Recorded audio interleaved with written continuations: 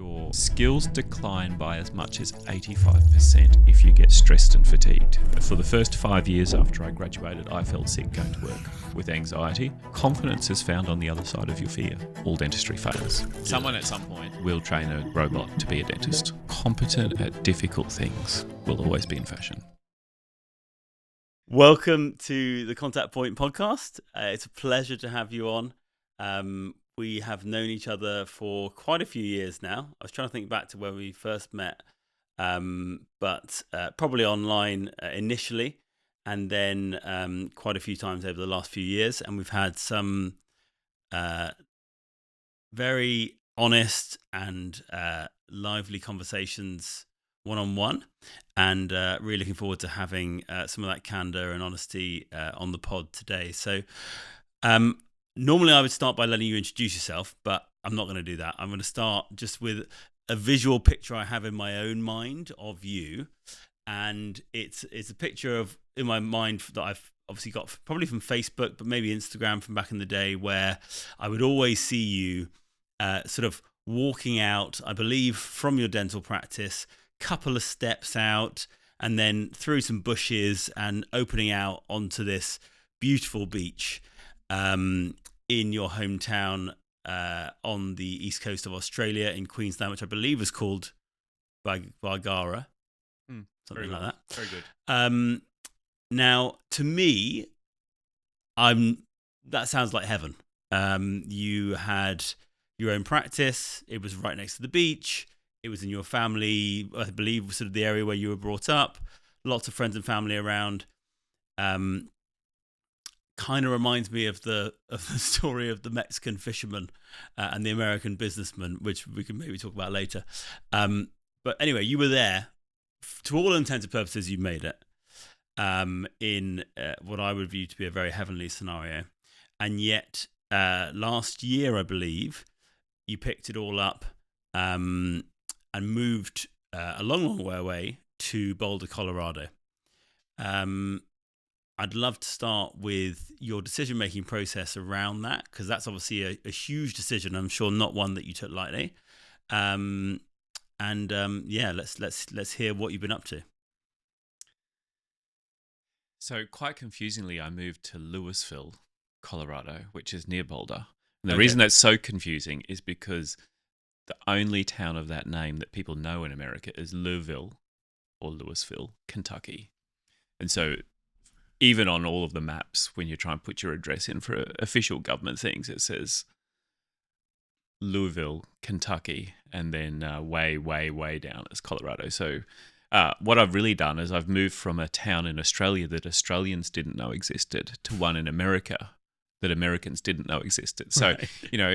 I think it's really good to be consistent in some ways. So, yeah, indeed. So that was partly, I mean, I'm not really a big city boy. I haven't lived in a big city ever.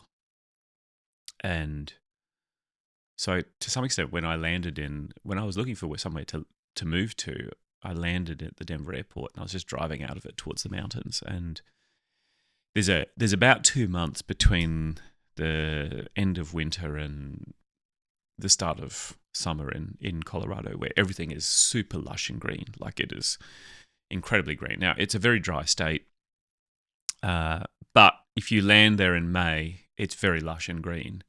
And so you have the mountains, and they sometimes still have snow on them at that point, with lush green rolling hills, and it's spectacular. So I was looking at all these places to live in. It was really Texas or Colorado for logistical reasons. And as I hopped out of the car, I thought, this feels like home. So that was about as logical as the reason that I ended up in Colorado.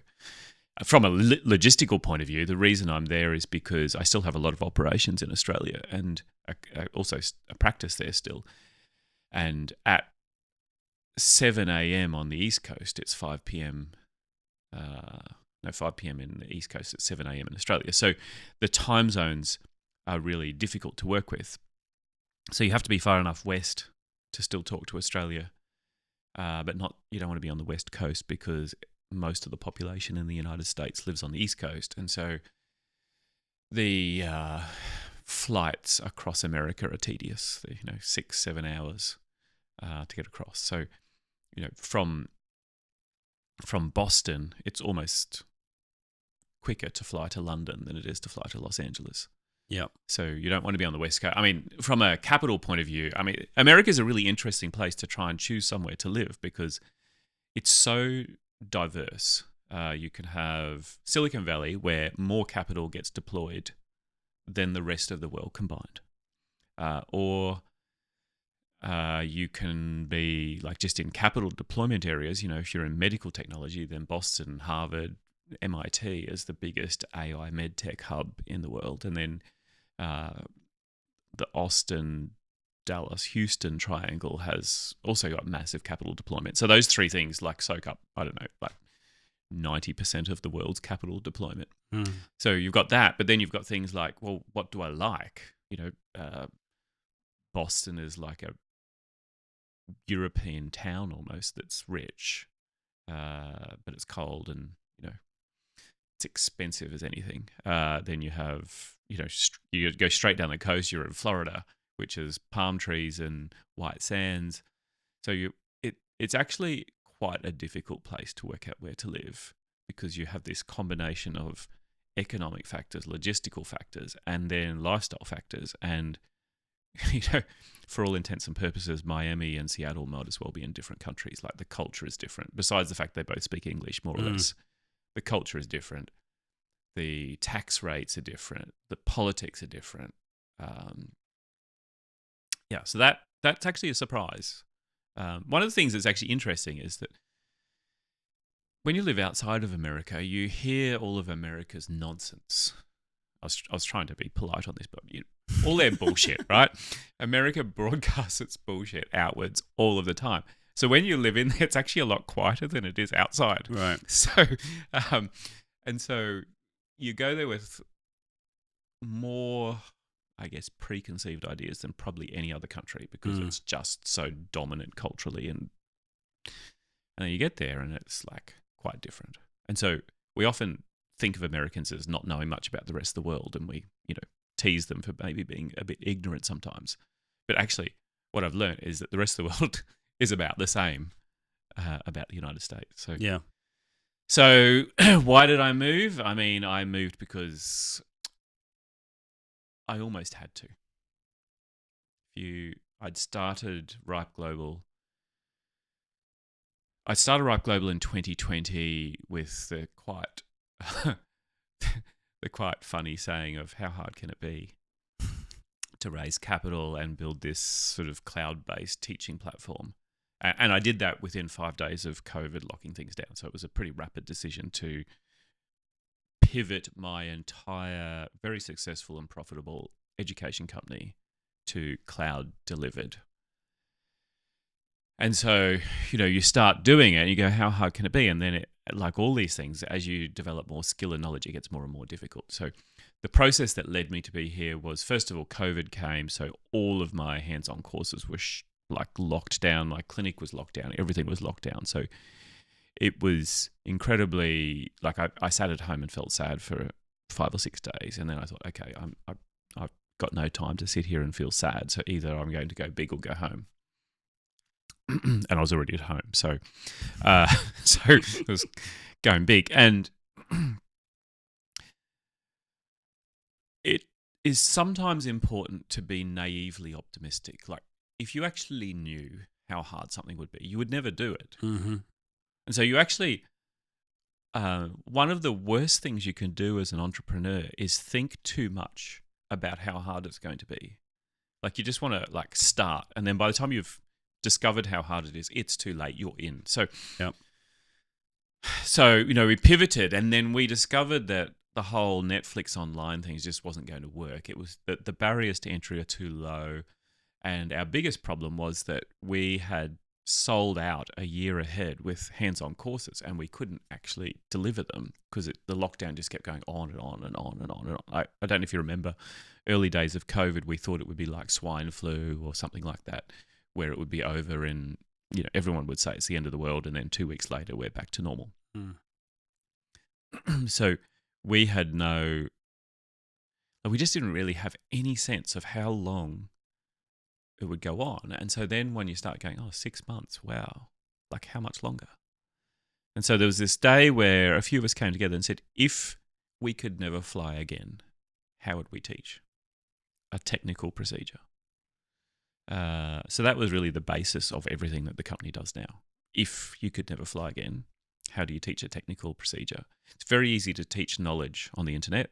The whole internet is designed to transfer knowledge from one person to another. To teach a technical surgical skill on the internet is actually an incredibly difficult technical challenge that we're quite good at, but still struggling with now. And so that led to building the whole simulation protocol in September of 2020 was when we had that thought, if we can never fly again, how do you teach? Mm-hmm. So then we developed, we went out to all these manufacturers in China and India and everywhere, got samples. There was like this giant table full of mannequins and drills and teeth, and we had like 19 different brands of teeth, and you're drilling on every single one to see. So, and on top of that, we were trying to work out how do you actually see what they're doing. So we had webcams and all sorts of things, and we had to try every different video platform possible. Some of them allowed you to switch the participant's camera between two different cameras. So there was this giant flurry of activity, and then I sat down one day for 8 hours and wrote an entire 2-year restorative program, which became Fellowship of Restorative Dentistry, and tested it out. And then we put it together and put it on sale in November of 2020. Sold about $1 million worth of training in the next 2 months. So that was like the first step, which was the idea of the company. And then as you move forward, you end up doing software engineering to make the software we use. You can't buy software to teach procedures. So everything's like LMS, which is designed for teaching knowledge, not procedures. So, then you end up in software engineering, and then you end up with, we sat there one day and thought, someone could copy our mannequin, and also it's a bit, boring. How do we make something that's actually exceptional? So then you do hardware engineering, and then you're doing patenting, and then all of this costs a lot. So now you're raising capital from investors. So pretty much by the time you're doing hardware and software engineering and raising capital for investors, you should give up living anywhere else except America, because there's just nowhere else in the world that you can do it elsewhere. It's just 100 times more difficult. So that's kind of the background leading up to, and then I sat in a Chinese restaurant in a little suburb of Boston, and I'd met this Australian medtech guy I introduced you to, Nicky. I met this guy who was doing a medtech device. He's from Australia, research fellowship at Harvard, President's Prize, well connected, raised, quite jealous because he raised $10 million as seed funding before he even started building a business. And that's a good pitch. Yeah. And then he sat there and said, Link, you need to quit dentistry and move to America, or this business will never grow. And I said, that's bullshit, Nicky. I can do it from Australia. And then I was flying from Boston to Chicago. I was on a speaking tour. So I flew from Boston to Chicago. And while I was there, I was looking down. And while you fly across, particularly the east part of the United States at nighttime, there's just lights the entire way, like there is when you're flying over Europe. And I was sitting there going, wow, he's right. Like there's more dentists within 100 miles of Philadelphia than there is in Australia. And so just from a market point of view, it's just crazy to try and build something in such a tiny market. So that unfortunately wasn't a happy moment for me, because I got home and it was spring in Australia and the jacaranda trees were in full bloom. If you've ever seen how beautiful they get, I think they have them in Lisbon, and the flowers were out and the weather was nice and the birds were singing and everything was gorgeous. And so I was kind of quite sad at that point. So that was kind of, that was what led up to. So the difficult decision was made about October 23. So other than your naive optimism. What do you think made you feel equipped and the right person to bring this very novel way of educating to the market? There's several reasons, I guess, why I've done this and maybe someone else hasn't. The first one is that I actually lived in a remote area. So I've learnt a lot of my technical knowledge on the internet just by being on forums and things. And so that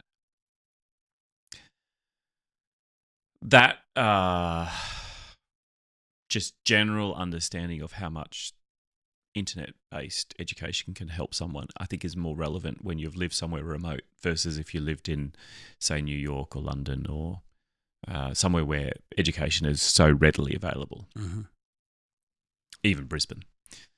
So that's one reason. The second part of it, I think, is I very early in my career became multidisciplinary because for the same reason, actually, the patients were not able to access specialists because I lived in this remote area where there was no specialists. And I had been running a practice, so I had some understanding of the business aspects of dentistry and how much improving someone's skill set could change their productivity. And then the last part of it was I've been teaching in one form or another for 20 years now. So it's actually the intersection of those four things. And that's unfortunately why I was not able to delegate the CEO role to anyone else, because the company is really built around, it's actually just an extension of me. It's just like me plus capital and technology. Multidisciplinary knowledge, the business of dentistry, the business of and the actual method of teaching, and the understanding of how internet delivered things can help. And one thing I've always thought has come through very much on social media, but also when I meet you in person, is that you've got a lot of confidence. Is that something that you've always had? Is that something that you've worked on?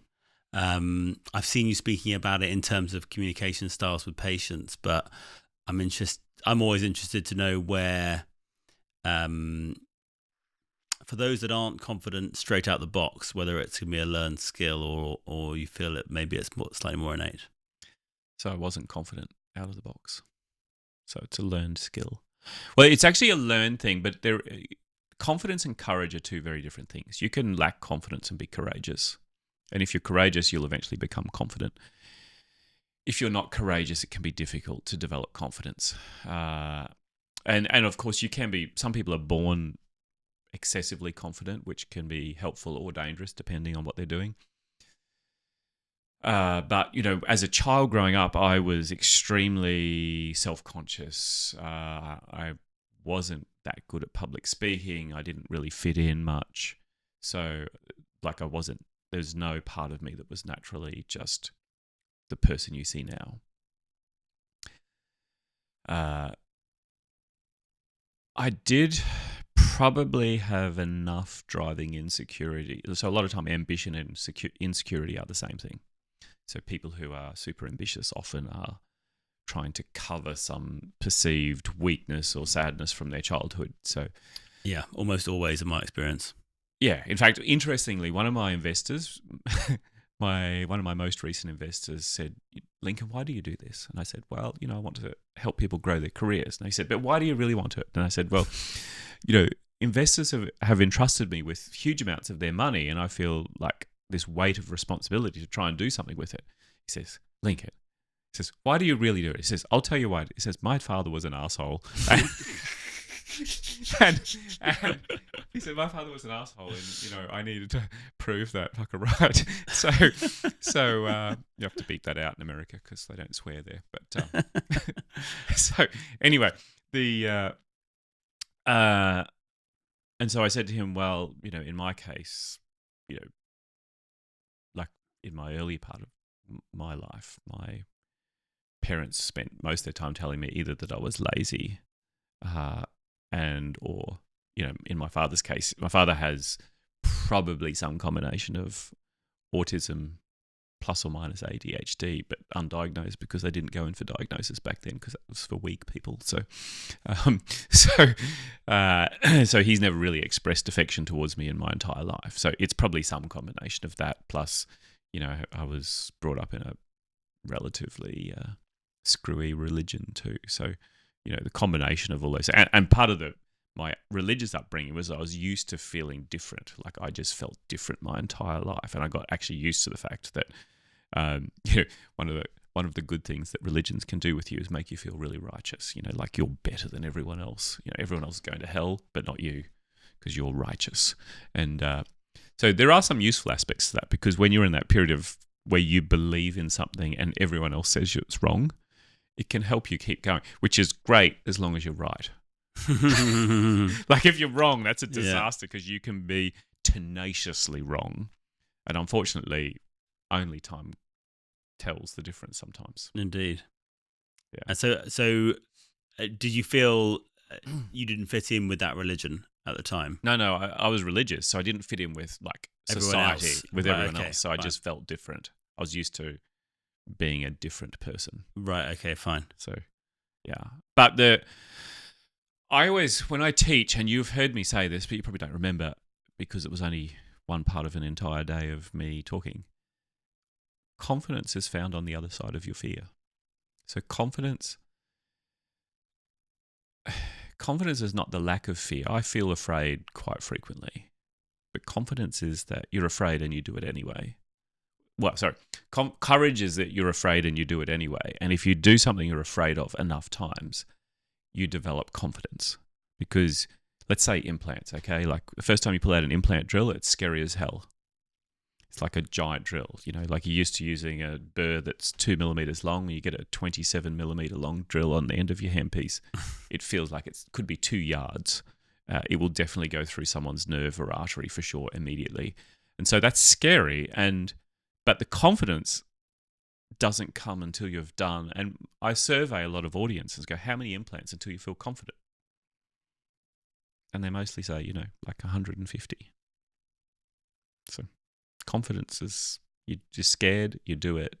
And I think if you do a lot of scary things, like you start businesses, you decide that you'll enter the not competitive at all toothpaste market.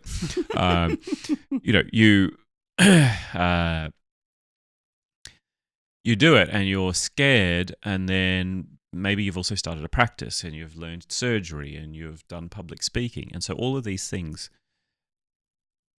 I was afraid of, and I'm almost certain you were afraid of when you did them the first time. But 100%. Yeah, Well, I think you're bang on. I think courage before confidence is a really interesting way to look at it. My kids say you can't be brave if you're not afraid.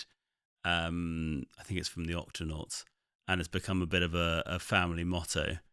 And I think that's a great way to look at fear, because if you're striving for a life without fear, you're not going to do much with your life. And I very much have an ethos that I want to experience everything that life has to offer. It's part of the human experience to go through the highs and the lows, but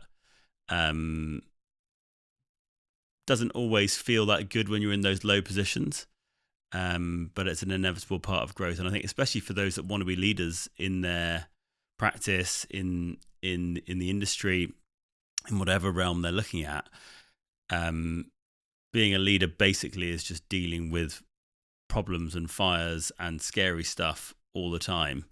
And you need to get used to that pretty quickly, I think. I'm sure you've been through some fairly hairy moments in terms of pitching for investment, taking on investment. All of these things are really, I think, up the ante when you're dealing with other people's money, right? Yeah, I mean, the list of things that have frightened me is quite extensive, and we probably don't have that'd be like a podcast all of its own. It'd be like 52 things. One of the difficulties for dentists is that all dentists have to be leaders, because in the clinical room, the patient is looking to you for leadership. Patients are always looking to their doctor for leadership.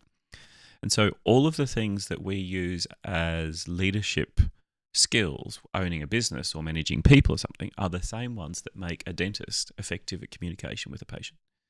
The Like, what are the things that are difficult for leaders?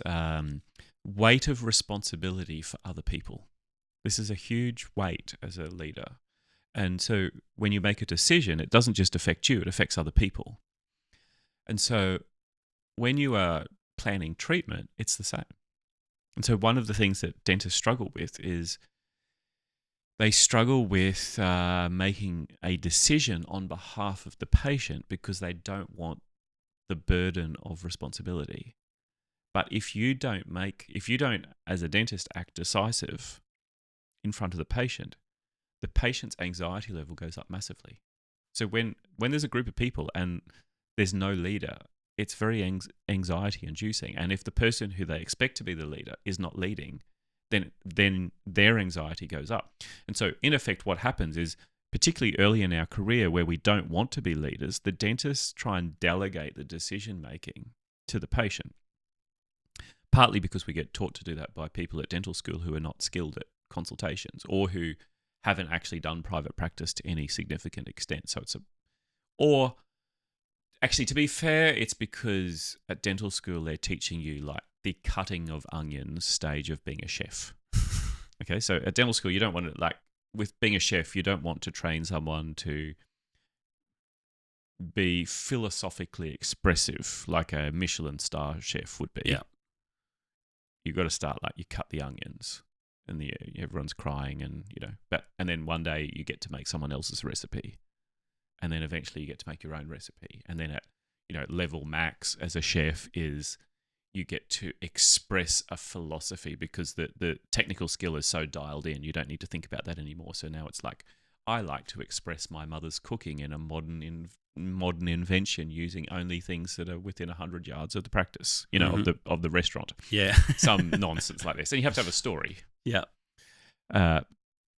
So to be fair to dental schools, they're kind of teaching how to cut onions level of treatment planning and consultation.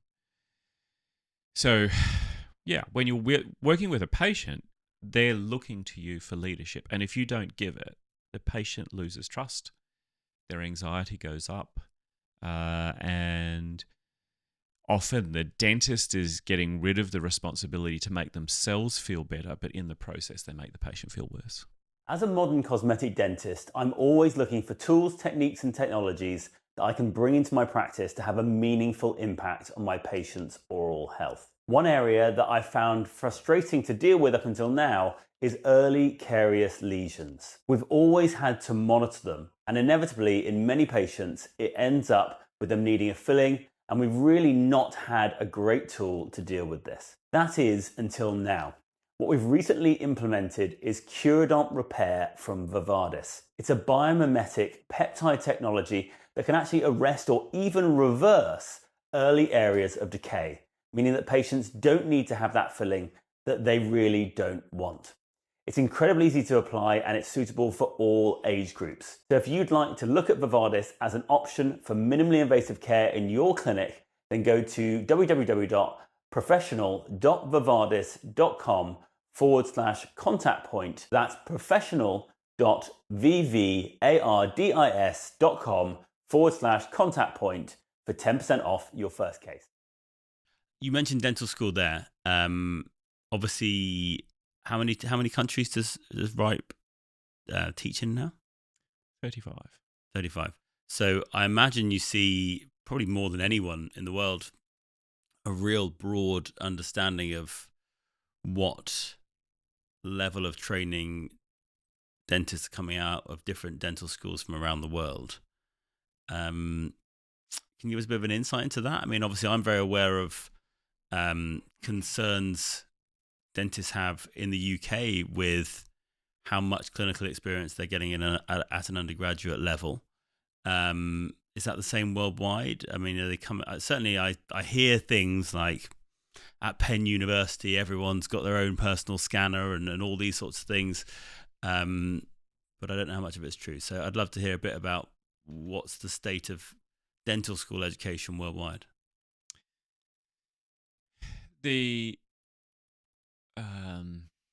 So I think we're probably, to be realistic about dental schools, dentistry is a surgical specialty, or it should be. it should be a surgical specialty of medicine. And as you've probably heard me say in quite a pithy way, the reason it's not is because two dentists went to the University of Maryland Medical School in 1837 and said, "Can we join medicine?" And the medico said, "No, because you're just barbers and stuff." and so then those two dentists went and started the Baltimore Dental College, and that's why it's separate. And so the effect of that is that medical school is subsidized by the hospital systems and dental school is not. So dental schools are quite expensive to run compared to medical schools, because medical schools are built into, most of your training is done in a teaching hospital, so you're treating patients.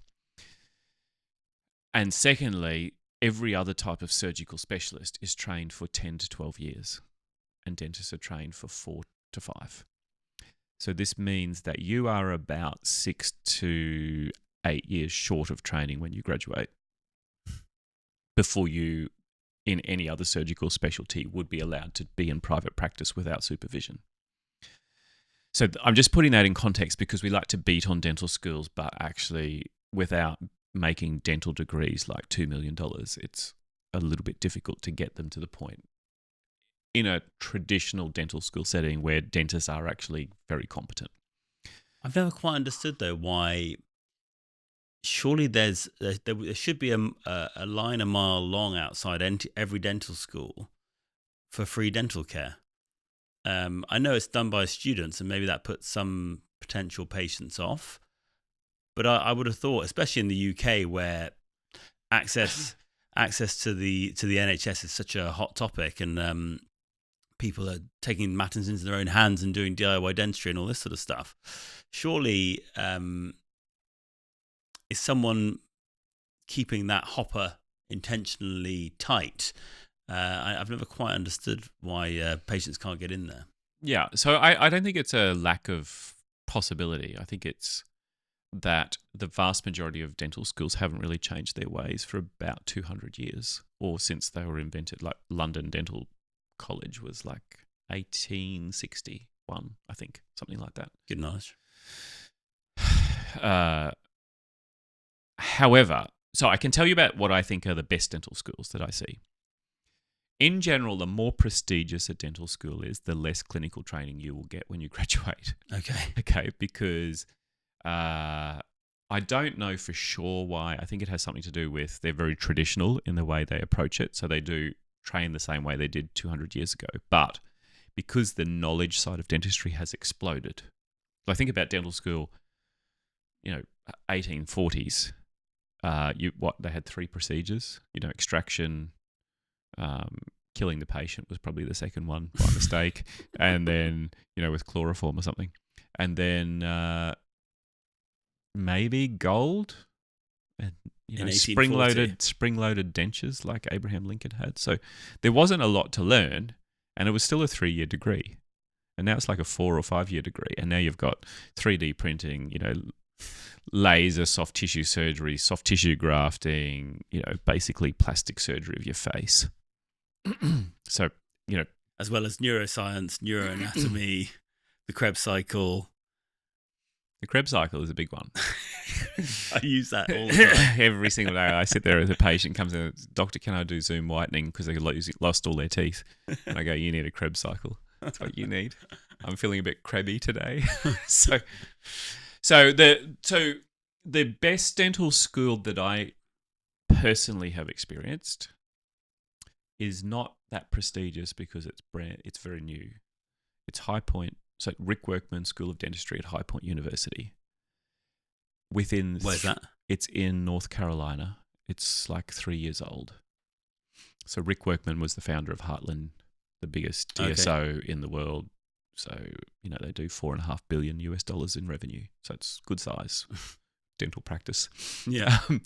Nearly, I forget how many dentists there are. Anyway, so Rick, but Rick wasn't really Kevin Kane and Ali Sharif were the two guys that really got it moving. So Ali is a dentist, I think originally from, I was going to say Egypt, but because he'll see this podcast probably, from not in America. Mm-hmm.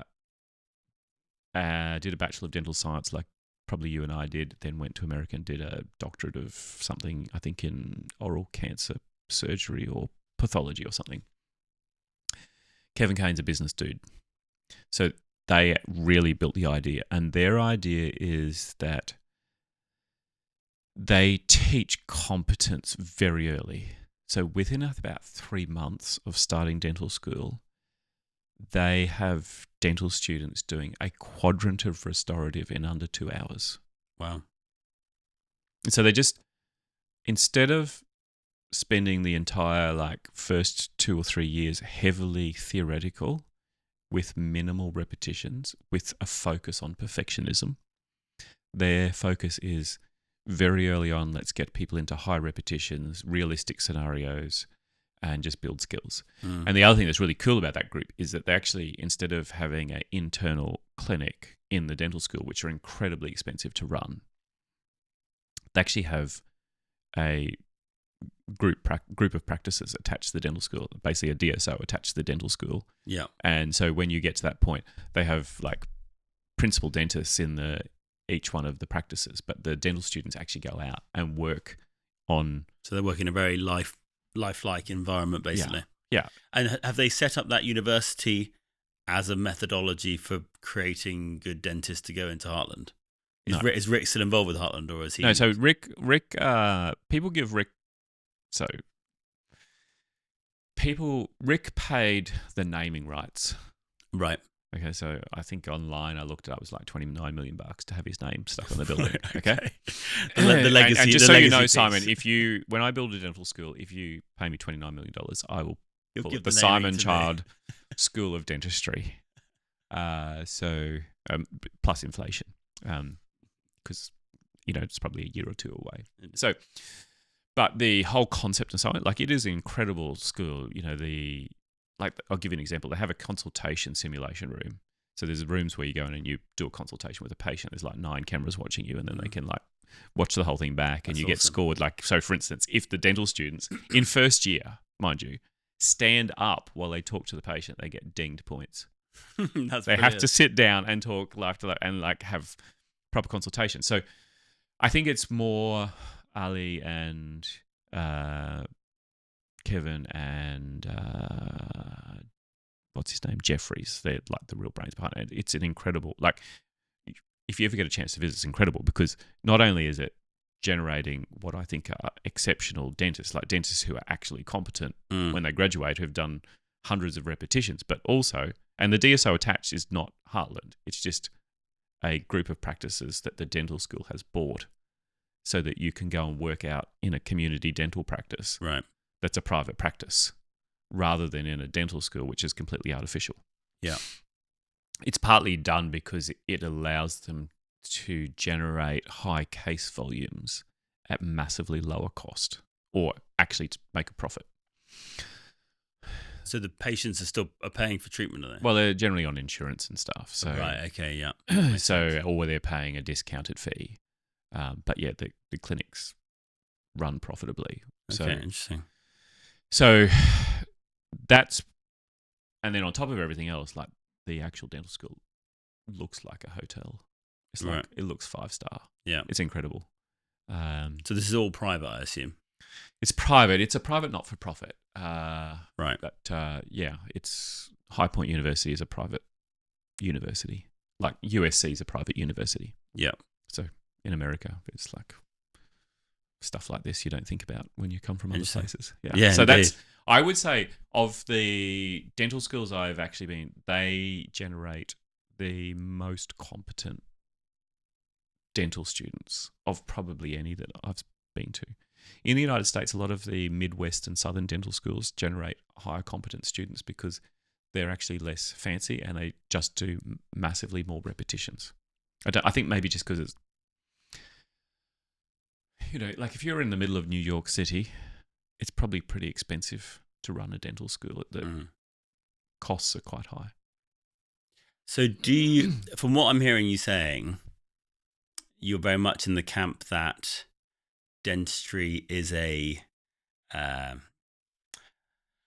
well as being something that requires extensively high communication skills, also obviously it's very practical. And it seems like your view is that there needs to be more focus put on the practicality of the execution rather than the theoretical side of things. Is that fair to say? Yeah, I mean, it is a technical surgical profession. So you actually do use your hands. Like you cannot read your way to using a scalpel. No. So you do surgery. So no matter how many times you read about a split flap, it still made no sense until you're done maybe 50. Like at some point, suddenly it just clicked for you. I don't know what number it was, but there's somewhere between 10 and 100 where you just thought, this is not that difficult. But there is no amount of reading made that transition for you. And no amount of reading makes you safe to use a scalpel on a split flap, because you can read all the papers in the world. You'll cut, if you don't actually have someone guiding you the first one, you'll probably cut the flap right off because it doesn't make any sense. Mm-hmm. So, I mean, as you probably know, I learnt to fly planes when I was 15. And is that legal? Yeah, you can get a pilot's license before you can get a car license. Can you? Yeah, even here. Really? Yeah. Interesting. Yeah. So I learnt to fly early, and so it's the same. Like, yes, commercial pilots have to memorize and know enormous amounts of theoretical knowledge, but no single person in the world wants to hop in a plane with a theoretically skilled pilot who has no experience. Like when it's our life in someone else's hands, it is so blatantly obvious how important not just technical skill but experience and the ability to have so much experience that under stress and pressure you can still perform. And yet when we go to dentistry, we just throw all that out the window and go, no, it's just knowledge. And I blame Gordon Guyatt and the other dude who invented evidence-based medicine for this. Right. Because, like, why is evidence-based dentistry so attractive? Because it allows people who have no experience to lord it over people who do. And throw the book at them, yeah. Yeah, like you can go in and go, I've done 700 implants of this particular type. And someone who's never done any can go, yes, but I've read 3,000 papers and you're wrong. Which is ridiculous. Yeah. So, anyway, that's... I'm not anti-knowledge. Like, I think I actually know quite a bit. I'm just saying that in the pursuit of evidence-based dentistry, we have neglected that it's a surgical profession that requires technical skill. And to be a concert pianist is not something you can read in a book. Yeah, the hierarchy of importance is skewed based on which skills are most important to actually do the job. Mm-hmm. As we laugh about Krebs cycle, at undergrad level, it's had that knowledge has had zero benefit on my clinical practice of dentistry. Yeah, I mean, I probably used the knowledge of the Krebs cycle to learn something else, and then forgot the first bit. So, yeah, but yeah, it's exactly right. It's not just skill. So we have theoretical knowledge, didactic knowledge, and then you have skill, but then you have experience. And what is frequently misunderstood in training in particular is that if you can do something in a relaxed environment, you cannot necessarily do it in a stressful environment. So that goes back to aviation, which is a study of human factors. So very early on in World War I, and this was all largely developed by the RAF, they discovered two things in the British Air Force very early on in World War I. And number one was you shouldn't put the off switch next to the throttle. Okay, so unfortunately, when someone starts shooting at you, you don't necessarily look carefully at which thing you're grabbing because you're a little bit distracted by the bullets and death. So so there was a whole range of people who grabbed the wrong thing and then the engine went off, which is really quite awkward when you're being shot at and killed. Might be quite a good tactic to get away. Yeah, well, you're sitting there going, which way will I die? Will I be shot or will I crash? So So it always goes human factors and ergonomics. They always go together. And the reason that's so important is in dentistry, we always blame the dentist for everything. Mm-hmm. We never blame anything else except the dentist. In aviation, they worked out nearly 100 years ago that if you blame the pilots for everything, nothing gets better. No progression. Black box thinking from Matty Chard. Mm-hmm. So essentially, you could say that dentistry has not progressed at the same rate as aviation, because when aviation makes a mistake, about 150 people die at once, whereas in dentistry, like they had to your nerve dies. They were forced to learn faster because of the severity of not doing so. Yeah, I mean, if anyone's not read that book, from Matty Chard, Black Box Thinking, I think it should be almost forced reading syllabus for all dental universities, because it's and all of the regulators that regulate us as well, because it's so important, that attitude towards failure, accepting the inevitability. I'm always forever saying to my patients, everything fails, you're going to fail, this is going to fail, in a constructive fashion, obviously. I do get some patients to go ahead with the treatment that they need. Well, I actually think that once you get good at talking about failure, your acceptance rate goes up because you're more credible. Indeed. And the truth is that the only way to not have, it's not so much failure, but to stop things from wearing out in dentistry is death. But for death, all dentistry wears out. And just to be clear, I'm not recommending that you kill your patients or arrange that to be done, with lifetime guarantee, and my friend Vinny will pop round to some concrete boots for you later. But if the patient lives long enough, all dentistry fails. So the only solution to... And so, however, it strangely takes a lot of self-confidence in your own technical ability to be able to comfortably talk about failure. Yeah. Early in your career, if you try to talk about failure, because your self-esteem and your abilities is so low, you basically assume that if anything ever happens, like if the fissure sealant doesn't last until they die, you're a terrible dentist. You put in at 6, it's clearly because I'm a terrible dentist, which I knew anyway. Yeah. So just reinforcing. Finally, it's improved. Yes. Yeah. So. Yeah, we do that quite a lot, I think. Like many of you, aligner treatment is a big part of my day-to-day clinical workflow. And one of the latest bits of technology I've implemented in my clinic to optimize this orthodontic treatment is dental monitoring. Dental monitoring is revolutionizing orthodontic care by bringing patient appointments to their phones. Leveraging clinically proven cutting-edge AI technology, dental monitoring helps me hit the sweet spot between optimizing patient care and treatment time efficiency. You can monitor patient compliance, hygiene, and aligner progress remotely while maintaining regular and professional contact with patients throughout their journey. It really is a big USP. Far better care with far fewer appointments. So if you're interested in joining me and upgrading the aligner journey for your patients, visit dentalmonitoring.com/contact point to learn more and get a special discount off your starter kit. That's dentalmonitoring.com/contact point for your special discount. Back to the show. The stress in the clinic thing, I think, is a really a visceral one for people.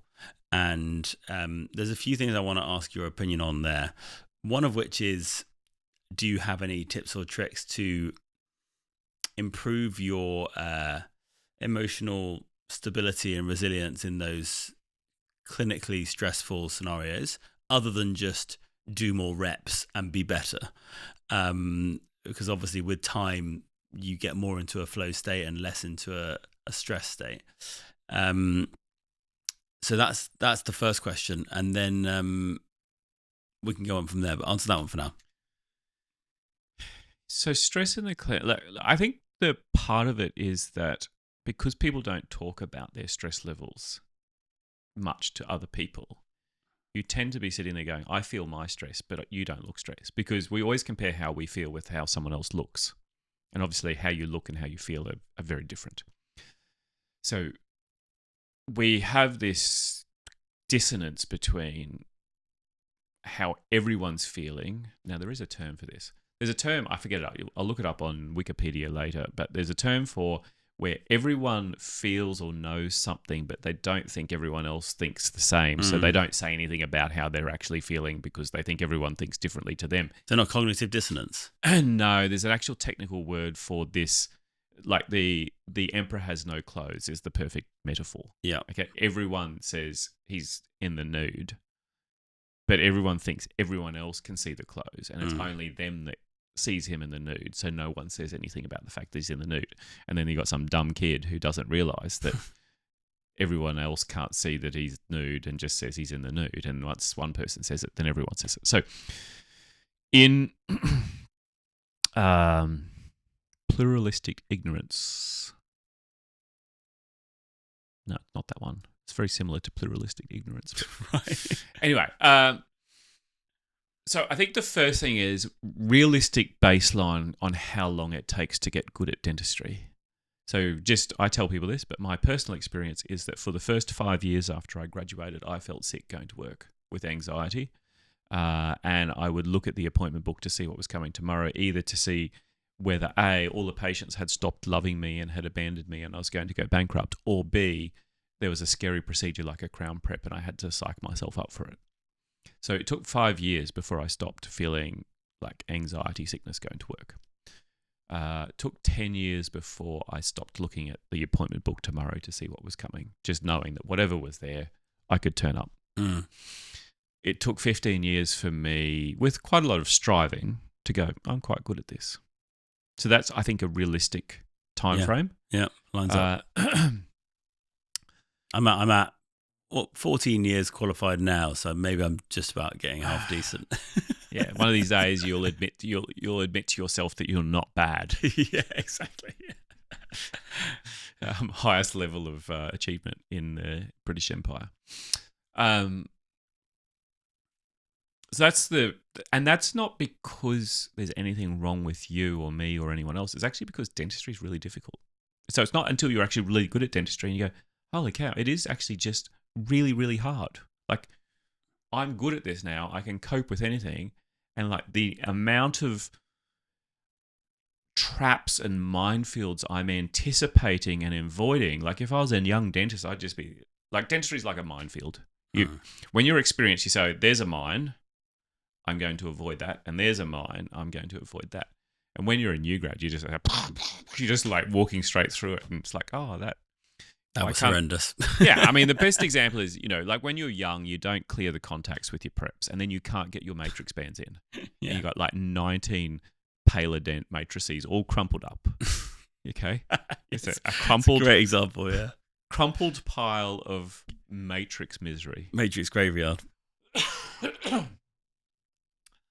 I haven't given you a solution yet. I think... Well, no, you've given us honesty around the fact that you are going to be stressed and it's normal to be stressed and everyone feels anxious ahead of every day when they first qualify, and then that slowly peters down to the most complicated of procedures, and then eventually, if you're lucky, it'll be very, very rare, if not completely gone altogether. So I guess that's reassuring for people. Maybe the rest of the answer is just you just got to grin and bear it. You can't be brave if you're not afraid. I think that most dentists should go and see a psychologist sooner before they have their first burnout than afterwards, because every other high performance person, like if you're a high performance, you're an Olympic athlete, everyone knows you need a performance psychologist because you've got crazy stuff in your head you've got to deal with. To be able to perform at your best. But in dentistry, we don't do that. So dentistry is such a high-performance career that everyone should see a psychologist from time to time. It makes a huge difference to both working with yourself but also your patients. Yeah, I've seen a therapist and it's been very helpful. Yeah, you can see a psychologist, you can see a life coach. Like they're all different names for much the same thing. And they're like dentists. If you don't like them, don't persevere with that one. Just trade them for a new one. Okay, so because... there's a fair proportion of them that are not any good. I'm not saying that that's like dentists. I'm just saying that... Well, I'm sure it is. I mean, there's naturally going to be good and bad people in every industry, right? Well, yeah, they're probably like us, where they tell everyone that everyone else is no good except themselves. That helps. Exercise helps. Yoga and learning to breathe, things like that. Things that generally the people who need the most will think is a bit too weak and hippie. Breathing is a great. What I love about breathing, great sentence. What I love about breathing, is that almost everything that I do, whether it be working out or like lifting weights or jiu-jitsu, like the experts in every field seem to focus on the breath and the importance of it. And I've never really thought about it in dentistry before, but I probably should actually implement that in dentistry as well. It's a little bit like the Michelin star level of cooking. So yes, when I was doing surgery, obviously I don't practice now, but when I was doing surgery towards the end of my career, where I guess I was at the peak of my performance, in a complex surgery, I would be mostly focused on my breathing. Because a procedure is a series of difficult technical tasks in serial, so one follows the other. And so there's several aspects of how you manage that. I'll tell you one way that will reduce people's stress, and it's in the same conversation as this. Your main goal with dentistry is fatigue management. As you fatigue and your ability to make good decisions decreases. Unfortunately, we're going to be back in aviation. So the most difficult thing of flying is to land the plane. It's the most difficult technical exercise. And it's also done at the end of the flight. Yeah. When you're fatigued or hungry or tired or whatever. Yeah. Which is almost the same as a dental procedure. The most difficult part of most dental procedures is at the end. So like if you're doing a filling, the isolation, matrixing, and placement of the bonding agent and the filling, which happens right towards the end of the procedure, is the most important part. If you're doing surgery, the suturing is the most important part by far, as long as you haven't destroyed the flap. But the suturing you do at the end, and it's the bit which people mess up the most because it's right at the end. With restorative, like crown and bridge work, it's usually the impression or the temporary because you're tired. So fatigue management is a huge part of excellence because your skills decline by as much as 85% if you get stressed and fatigued. So if it's taking you 30% of your mental capacity to do a procedure and you get to maximum stress and fatigue, you can no longer do the procedure. And every single dentist has had this happen to them, usually with an extraction. So at some point, every dentist in the world has sat there picking up one instrument after another and tickling the tooth, but doing nothing effective while they're running 2 hours late on an extraction where they told the patient this won't take long. Yeah. That's what it feels like to be maxed out to the point where your fatigue and stress have exceeded the amount of mental capacity you require to do the procedure and you're no longer effective. So your job really, mostly in dental procedures, is to try and keep your stress and fatigue down so that you have the ability to cope with anything unexpected. There's really only a few ways to do this. So breathing actually helps a lot because it helps you focus on just like the task at hand. So when I was doing breathing, so I didn't like freak out and go, oh my God, I've got like 9 things to do. And how will I get it all done without running late? So that breathing helps that. But really, I think that's like such an advanced technique. It's not for new graduates. Like to focus on your breathing when you're a new grad, that's like, focusing on your philosophical expression of your apple flan, when you're a Michelin star. Yeah. The biggest thing you can do technically besides training, and like you train in jiu-jitsu, you train in weights, so you do all this training. But in dentistry, people don't train. Like almost never. And I don't mean going to a course. I mean training is like you do reps of practice when you're not treating a patient. And I used to do it all the time because I had to generate teaching material for my courses. Like you had to sit there and take 900 photos to get the camera settings right. And then people go, how come you know how to take nice photos? It's because I sat there all Saturday fiddling with all the settings. So people don't train. So if you learn the piano and you only ever play when it's a concert, it's going to be super stressful. Dentists don't practice. They practice dentistry on patients. They never practice without patients. So, Yeah. like, get a set of teeth or get a mannequin or something and just go crazy one day. Go, look, let me see how many teeth I can prep in 30 minutes and just go wild. And it's things like that where you push your absolute limit in either speed or you go, I'm going to give myself 1 hour to do the most pretty prep I've ever done, like perfection. So lack of training is one. And just to interrupt, I mean, that's the same with presentations as well, right? Like when people are giving public speaking and they wonder why they're so stressed going to give the talk, it's inevitably because they haven't prepared enough, doing it in front of nobody enough times to be confident enough. You should be almost bored of the presentation by the time you come to give it. If you don't know every single slide and the order of which and what slide's coming next, you haven't practiced it enough. So I think the same can be said for public speaking as well. Yeah, I mean, public speaking is an amazing thing to do to make you better at dentistry. 100%, yeah. Couldn't agree more. Because it's so friggin' scary. Like, it's massively more scary than dentistry. So once you've conquered public speaking, you've, like, short of base jumping, you know, like even base jumping is probably not as scary as public speaking for most people. And certainly for me, public speaking was very scary. Really? Yeah. So, like, so you see me as a supremely confident public speaker, but that's because I started public speaking 20 years ago.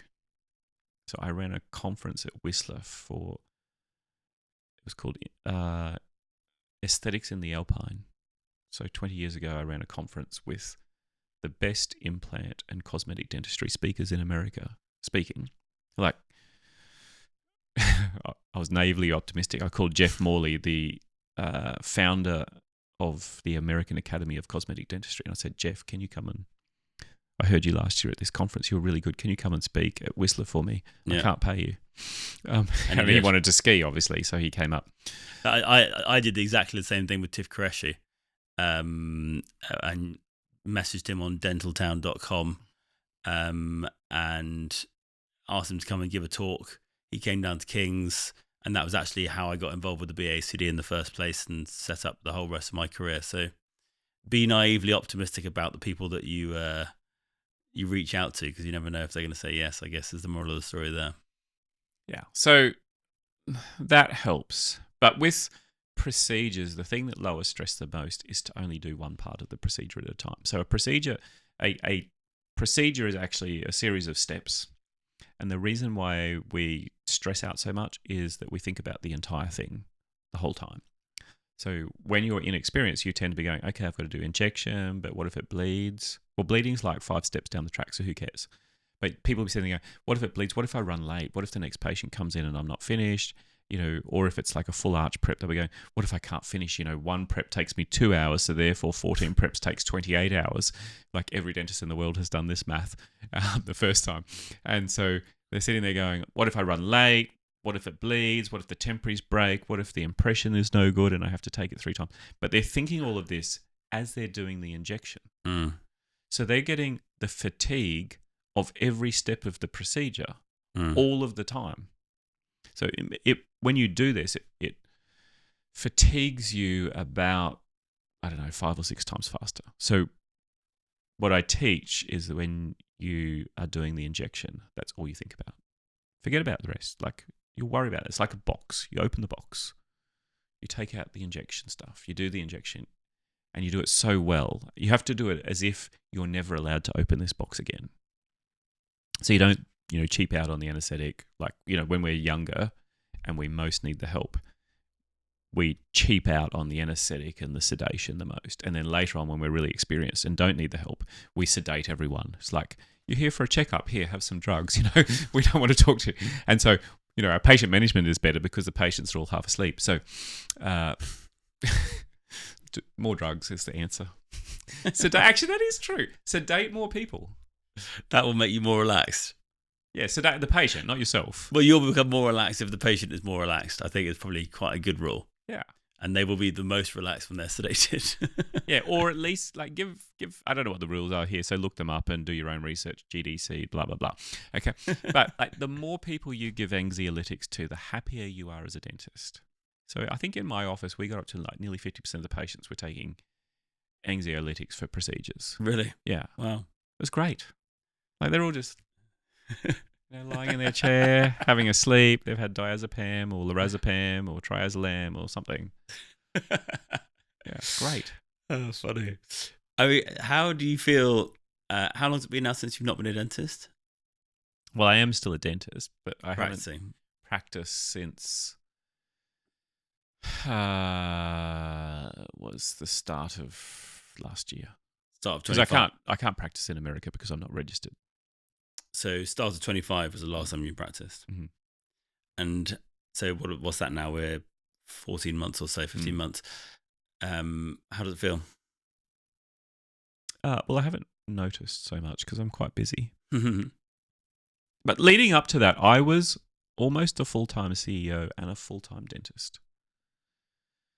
And so I was generating, like I was doing, I think 700 or 800 mil, equivalent of about £800,000 in 2 days a week. So it was pretty intense when I was on. And then I'd try and run the company the rest of the week, and it's too much. The difficulty is that... This feels like my therapy coming up here. Yeah, this is for you, Simon.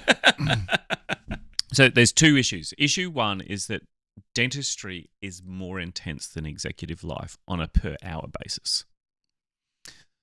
So the fatigue that you get doing clinical dentistry, particularly highly productive dentistry, where you're just like smashing implants and crowns all day. So if you're generating massive numbers in short periods of time, it's incredibly intense. And also because it usually means you've moved all of the non-productive work or less productive work to more junior dentists who need to fill their books up.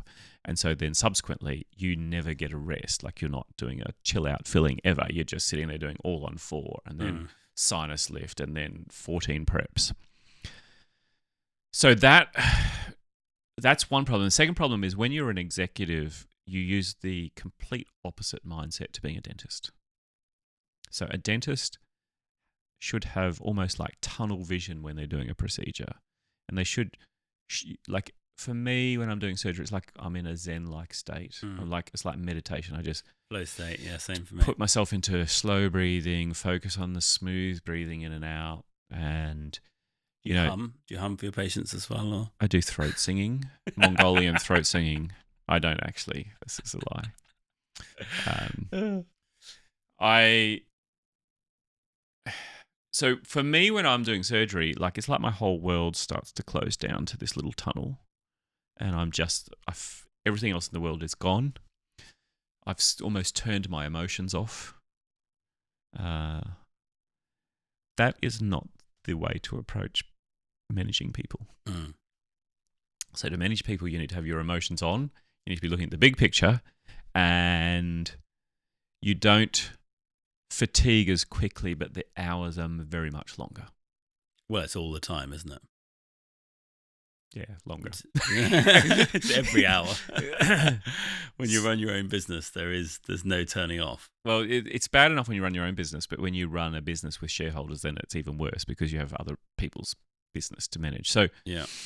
Now, the reason that's important is because for me, the switch from dentist to executive used to take me 1 day. So I was so exhausted and like mentally burnt that I could do surgery because it was like the same mindset, and I could just like shut myself down. But then to flip to being someone who worked with people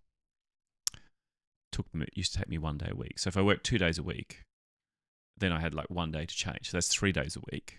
And now I had to run a business. There wasn't a lot of 2 days a week. Yeah, well, we're running out of days. So that was, and then when I did that for so long that I was like just exhausted. So when I stopped doing clinical practice, I love dentistry and I love clinical practice, and I love building a tech-focused, AI-powered simulation training business. I just don't like doing both at the same time because it's like being torn apart.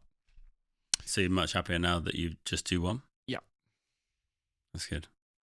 But I will say that the transition from doing both to doing one is difficult. And the biggest difficulty when you move, this is, we're now just talking for Simon, it's like therapy for Simon. Right? There might be other people out there in a similar position with a startup. Some other Simon.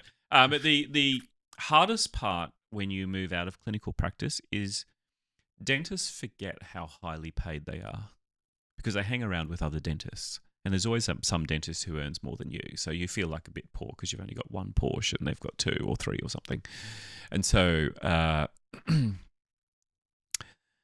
or they've got, a practice in New York and Dubai and various other places. And you sit there and look at that and go, I'm poor, but you're actually not. You're just like less rich than they are. You realize how highly paid you are when you move from a clinical role to an executive role, because even CEOs make their money on equity and capital growth, and dentists make their money on cash flow. So it doesn't make you rich as easily, but it means your spending power is enormous. Yeah. And you move to an executive role, like my income as a CEO, even though I'm the largest shareholder, is roughly nearly it's just above 1/5 of what I earned if I was a full-time clinical dentist. Yeah. Yes, that's quite a haircut in your current cash flow then. Yeah, so that's like, I've got friends who are building giant practices in America where they've gone from, one 13-chair practice that's doing, 6-7 mil a year to now they've taken on some private equity money and they have 200 dentists that they employ, but their income is massively lower because they're a CEO and CEOs make their money on building value and then on the exit when all the other shareholders make their money. Yeah. So as a CEO, you're much more highly paid if you build the company. Long run, yeah. Yeah, but in the short run, not so much. It's like a massive marshmallow test. Does that sound a bit familiar to you? No, not at all. Never heard of it. None of it. Yeah, Completely foreign. Yeah. I don't know what you're talking about. Yeah. Yeah, no, definitely. Do you miss the actual clinical, the actual like the hands-on bit? I miss being able to generate clinical content for social media. Because you get to a point now it's just videos of you walking in like a park or like in front of some mountains or something. Yeah. I mean, I had to employ a full-time videographer to get even that because it was a struggle for me even to that. He's flying over tomorrow, actually. So, is he? Okay. Yeah, so I'll get some shots in London or something to mix it up. So, no, I don't. I think I don't miss. I enjoyed dentistry. I don't miss it because clinically I had achieved most of the things I wanted to. So the only procedure I really probably would have liked to learn, which I hadn't yet, was zygomatic implants. But there comes a point where even the most complicated rehab, like rehabs, they went to the Philippines and now they're coming to you and it's all a complete disaster and there's tissue loss and bone loss and, like one of the last cases I did, which is a good example of why dentistry is difficult. It was comprised of 11 different procedures. So when we're doing the informed consent, we had to do informed consent on 11 different types of procedure. Right. And the total number of procedures was 67. And it was like, 65,000 pounds or something. And so when you think about that, that actually is dentistry is quite hard. But the case was quite boring because I'd done so many like it that it was just like, yeah, it's another one. So that was on the one hand. And the other part of it, as you may or may not yet have found out, is that when you start a company, particularly one with investors and where you're trying to solve a problem that no one else has solved before, it is so incredibly, in different stages, incredibly scary and intensely stressful to like a level that I'd never experienced before. And then like such intensely thrilling moments and then the most deepest depths of despair. Yeah. And so after you've tasted that, everything else is a little bit dull. Mm-hmm. Yeah, I know what you mean. I've certainly had some of my highest highs and some of my most challenging moments with Parlour, so I can fully empathise with that. According to social media, you are crushing it all of the time. I know. Well, I try my best not to give that impression. But I also, I don't know. I think the thing with social media and being completely radically honest is I'm very much of a stoic philosophy of don't complain, not even to yourself. And so when I'm going through challenging moments, I don't feel the need to share those on social media. I'm trying my best not to share them with my own internal dialogue. So I can understand why it might seem like a highlight reel, which obviously most of social media is really. But that's probably why I don't share enough of the challenges as I really should do, because I think there's a lot of value in them. Yeah, I was going with something much more shallow, like, social media is for marketing, so we tend to show our good side. Yeah, that as well. But I Bit of both, maybe. But, the Stoic thing is very interesting. I haven't done a lot of Stoic philosophy study, so I'm sure you'll have a book recommendation for me shortly. Stoic. I mean, Meditations from Marcus Aurelius. I read the Daily Stoic every day. So Daily Stoic gives you one Stoic quote and then a modern day interpretation just as a 1 page every morning. So that's the first thing I do when I wake up is read that, which I find very rebalancing to focus on timeless wisdom that is remarkably appropriate for 2026, even though it was written thousands of years ago. I think that it's interesting, like a lot of wisdom style texts are very relaxing or very calming. So, and it potentially doesn't matter so much which they are. Like, if you look at like your religious texts, people who read them daily find them very calming. Okay, and to some extent, there's a lot of similarity between them. And so, one of the difficulties we have in modern life is that in most countries, most people are secular, and so they don't have that, like, something that is not performance based to ground them every single morning.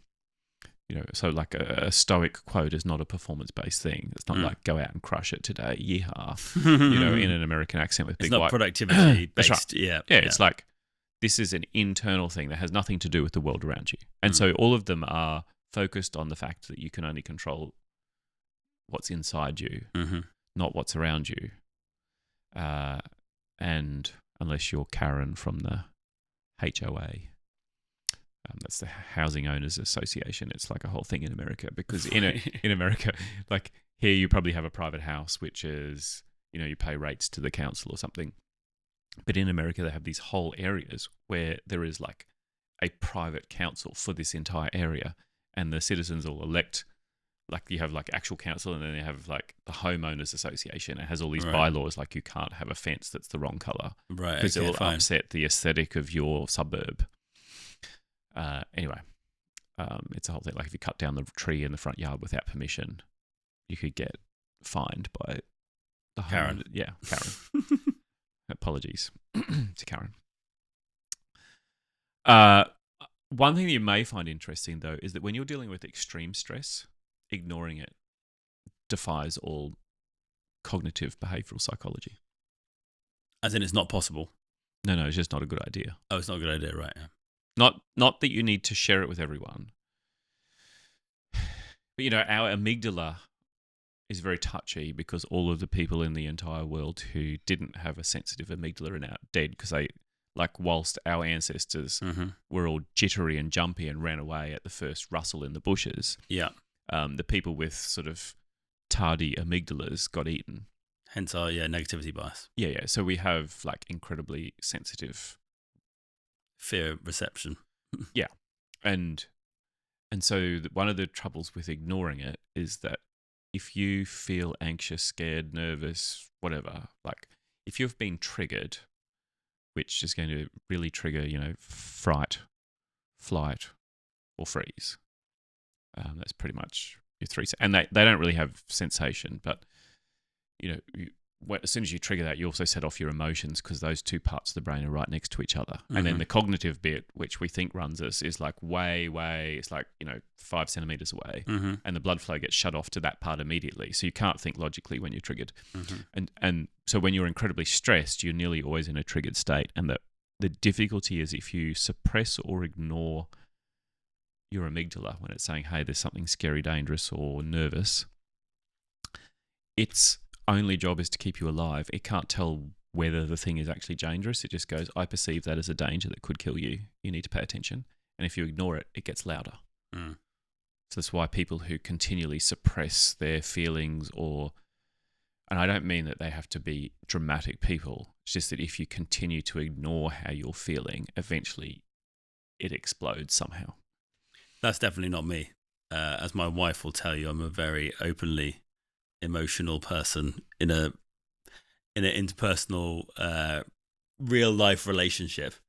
If anything, I probably need to rein it in a little bit, if I'm honest. Now, I've sat next to you several times. Yeah. And you're absolutely right. No, just kidding. You've got to stop crying at conferences. No, actually, the first time you and I met, we had it's like we're just sitting going, "Hi, Simon. Okay, let's go deep and meaningful now." Yeah, and it was straight into. Tell me all of your fears. Yes, yeah. It was like, but it's funny. I think maybe we recognised that openness in each other. Yeah, indeed. Yeah, no, I mean, I think it's the best way to be, personally. Right, we're talking about 1,000-year-old wisdom in a podcast that's meant to be about the future of dentistry. So I don't know how long. I don't know how long we're in now, Joe. Probably like an hour and a half, and we'll finally get into actually what's going on moving forward. You mentioned that RIPE's obviously AI powered. You mentioned that the universities across the world are many times using teaching techniques that have been around and done in the same way for 200 years. What's changing? What are you guys doing? What are you seeing out there? I mean, God knows how many countries you go to every year and how many conferences. What are you excited about for the next 10 years in dentistry?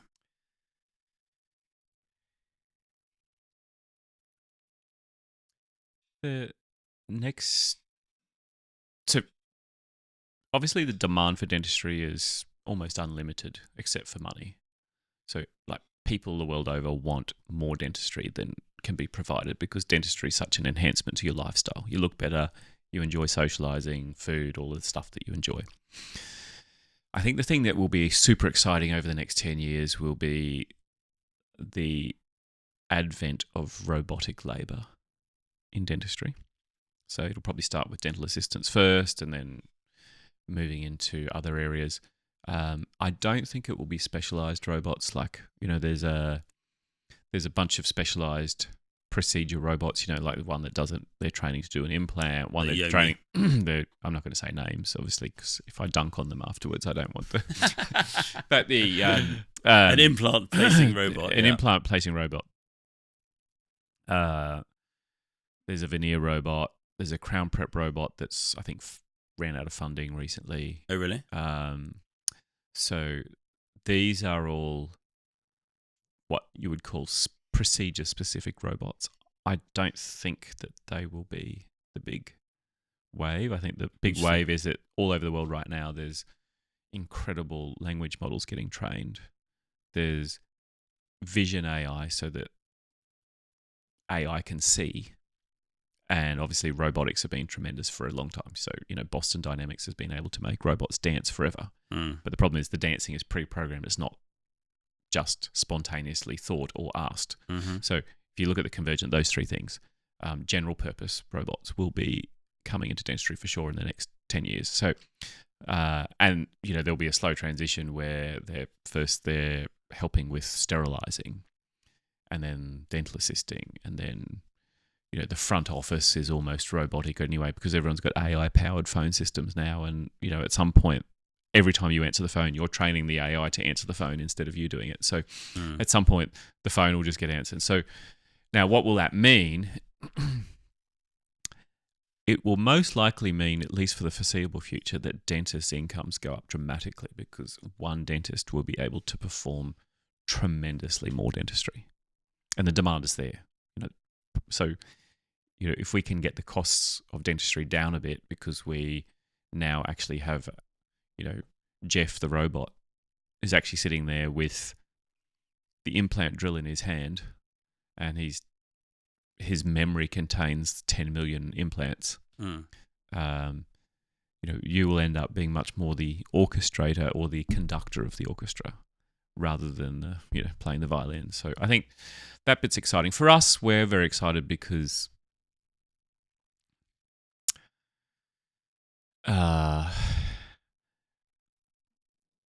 as dentistry scales, so dental clinics are getting more and more expensive.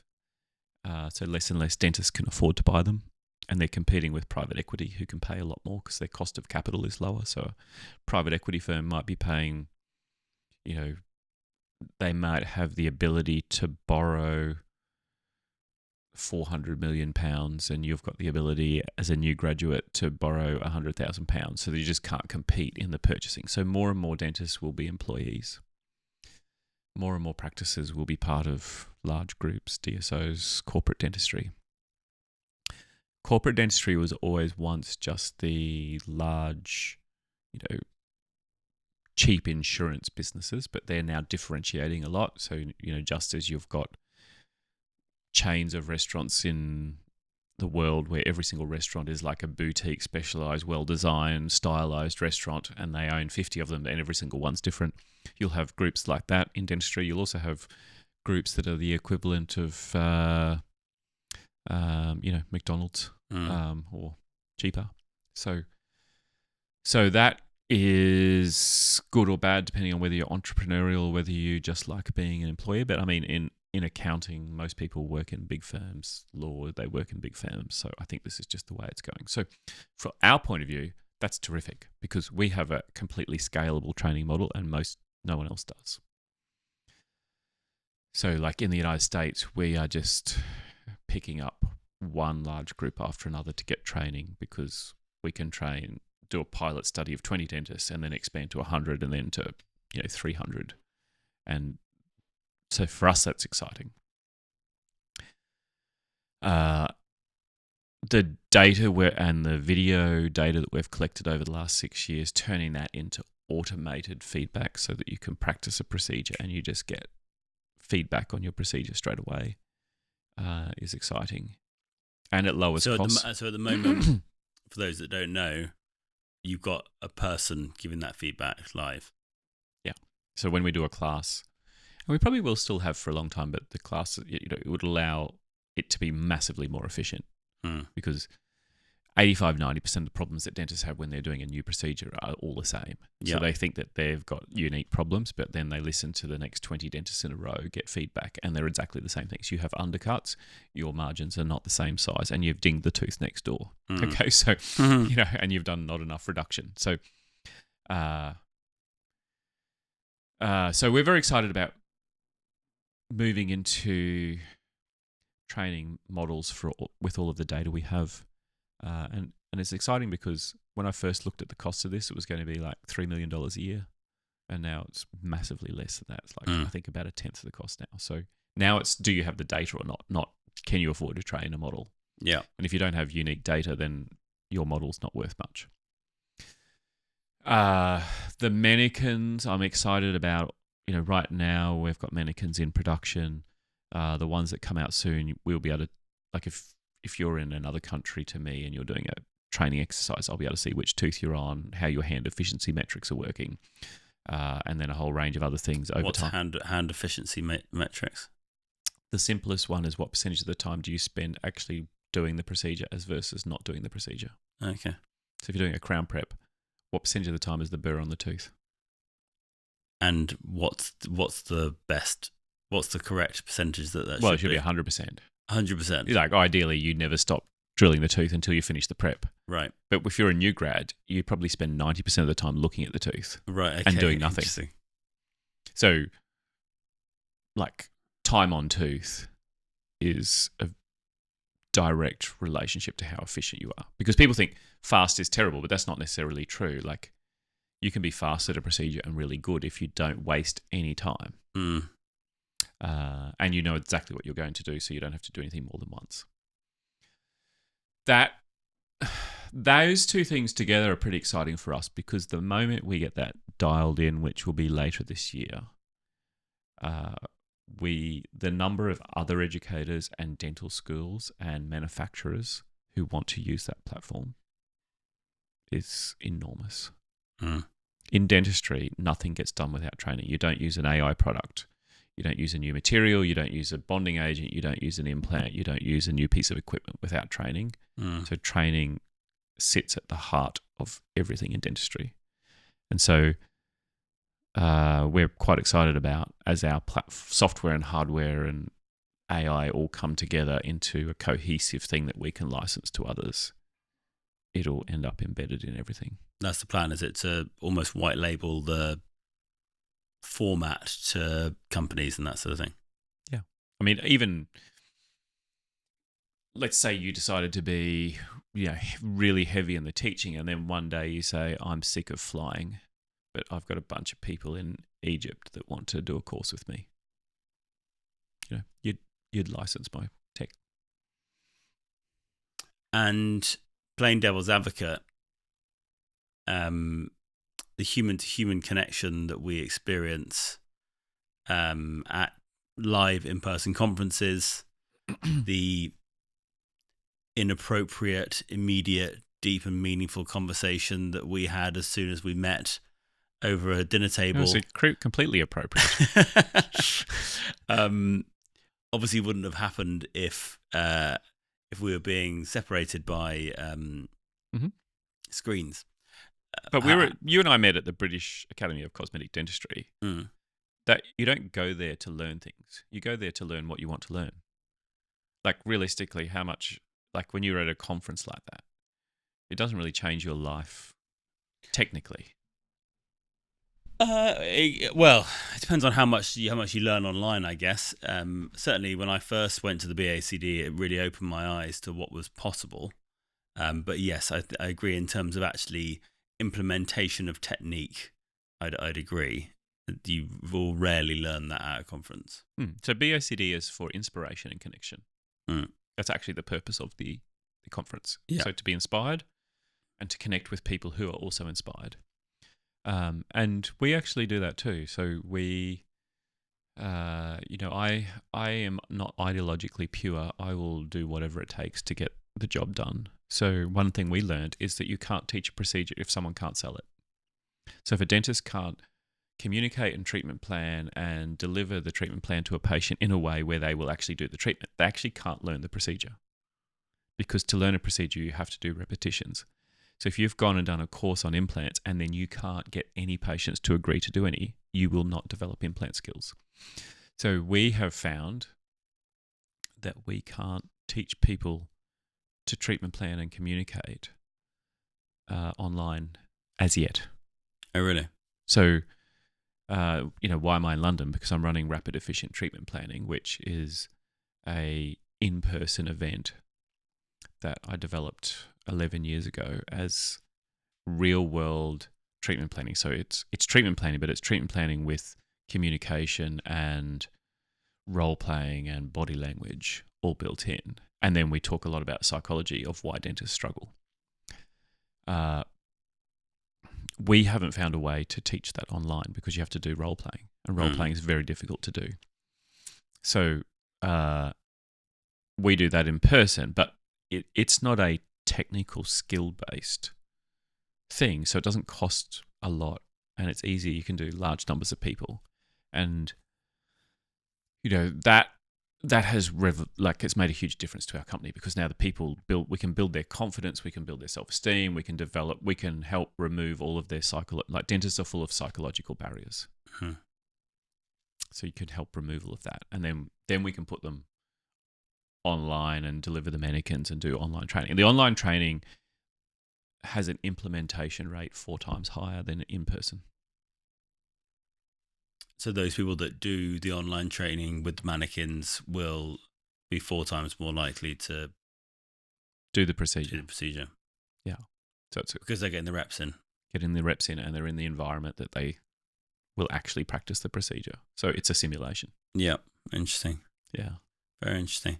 And why do you not think that the procedurally based robots are likely to be implemented? Or do you believe that they will be, or just at a slower rate?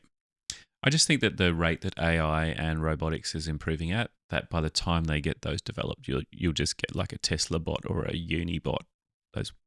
And you think I basically think an all-purpose robot? An all-purpose will be able to robot. do Someone that? at some point will train a robot to be a dentist. Yeah, well, certainly I heard Elon saying that he thinks in 3 years' time, That means 9. all robots will be robots will be better than surgeons or something like that. Obviously, he's got a vested interest in saying that. Probably helps his share prices. But as a long-time investor in Tesla, I can say that Elon always has very ambitious timelines. That Tesla Roadster is still not arrived, Good- has it? Good business reason, but I would say that he's probably looking at 7 to 9 years. Because it takes longer to build that sort of stuff than you think. And then you have to get regulatory approval, which will take some time. And then you need to get patient acceptance. Yeah. So I think, but the interesting thing is that the soft skills in everything are going to become more and more important. 100%. It's the barbell strategy of human soft touch. And then on the other side, robotic AI efficiency. Yeah. Will be where the magic happens, I think. Yeah, but like planes, a 767 can fly itself. You can literally just push the button on the one end, runway on one end, and it can fly to another country and land. But it's still taking some time for humans to get happy with the idea that there doesn't need to be a pilot at all. There is always still a pilot there, isn't there? Yeah, there's 2. Yeah. In case one dies. There's always 2 or 3, depending on the length of the flight. But the plane can land itself. Really? Probably better than the pilot can. Yeah. That's interesting. Yeah. Like computers can fly better than humans.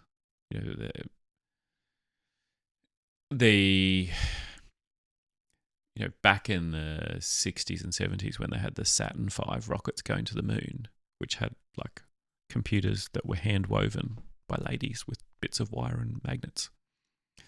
The reason they needed a computer is because no human can fly a rocket. Like when they're taking off from the pad and the engines are gimbaling to keep a rocket upright, no human can fly that. Never have been, never ever has a human flown a rocket. Did not know that. They can once they got 500 kilometers an hour, they can fly a rocket easily. But that first bit where they are doing 0 miles an hour and they're taking off with something that's 5,000 tons just poking straight up, no human has ever flown one of those ever. Fascinating. Fascinating. Well, it's certainly an exciting time. Yeah, it's the thing that's annoying is that that it takes about 5 years to get a business up and going. And if you've started one, you think, no, that's for beginners. And then you get 5 years into your second business or third business and you go, yeah, it's true. Yeah, it always takes longer than you expect. Yeah. Twice as long, twice as hard, and twice as much. Yeah. But go into it with naive optimism. Yeah. I think we still stand by that. Certainly going, as you rightly say, going into the toothpaste category, you need some naive optimism, I think. You need naive optimism on the front end, and then you need endurance on the back end. I think 90-something% of success in business is don't give up and don't fail. Mm-hmm. And when I say obviously the don't give up is just the endurance part, but the don't fail bit is often the things we have to do to not fail. Like sometimes when we're doing something we have to do to not fail, it doesn't feel that successful. And it can be quite a blow to our ego, and it can be very humbling. So like if you're raising money, anyone who's raised money over a long period of time, sometimes they're raising money in very favorable circumstances and they're giving away hardly any dilution and they're like, yeehaw. But there's other times where you go, well, I'm on terrible terms right now, but if I don't take this, I'm going to die. So, Just stay alive, yeah. So that, like having endurance and no ego. After the naive optimism bit, it's very important. Got to stay in the game. Brilliant. Well, Lincoln, thank you so much for your time. It's been a very wide-ranging conversation, as I knew it would be. The way that I like to finish this podcast at the moment is to ask you what you think is something that you're very excited about for the future, and something that you think is maybe a bit of a fad, and probably won't go much further than 2026. We may have covered some of those already, but do you have any thoughts about those two?